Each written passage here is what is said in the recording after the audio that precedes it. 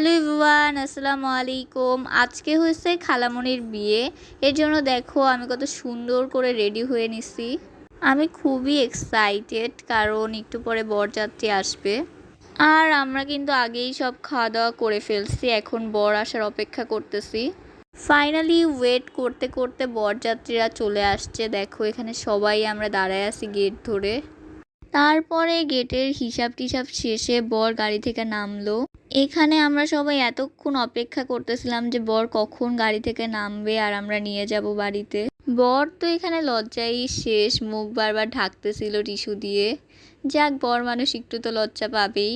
এখন আমরা সবাই বরকে নিয়ে চলে যাব স্টেজের দিকে, বউয়ের কাছে নিয়ে যাব।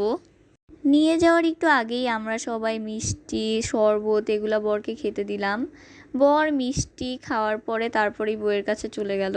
এখানে তো দেখতেই পাচ্ছ কত বড় একটা খাসি রেডি করছে জামাই বউয়ের জন্য। এখন জামাই বউরা খাওয়া দাওয়া করবে, টেবিল সাজানো হয়ে গেছে প্রায়। তারপরে বরযাত্রীরা সবাই বসে গেল খাওয়া দাওয়া করার জন্য। আর আমরা এখানে ভিডিও করতেছিলাম আর খাবার দাবার উঠাই দিতেছিলাম, এগুলাই আর কি। By the way guys, stage সাজানোটা কেমন হয়েছিল অবশ্যই কমেন্ট করে জানাবা। আমার কাছে তো খুবই ভালো লাগছে স্টেজ সাজানোটা। খাওয়া দাওয়ার শেষে জামাই বউ মালা বদল করলো, দেখো তোমরা। জামাই বউকে কিন্তু মাশাআল্লাহ খুব সুন্দর মানাইছে। বিয়ের সব কাহিনী শেষ হওয়ার পরে এখন বউ বিদায়ের জন্য রেডি হইতেছিল। শেষ পর্যন্ত বিদায়ের সময়টা চলেই আসলো। বিদায়ের টাইমটা একটা মেয়ের ফ্যামিলির কাছে খুবই কষ্টকর হয়, সবাই কান্নাকাটি করতেছিল, আমারও খুব কষ্ট লাগতেছিল। খালামণির বিয়ে হয়ে গেছে, চলে যাবে।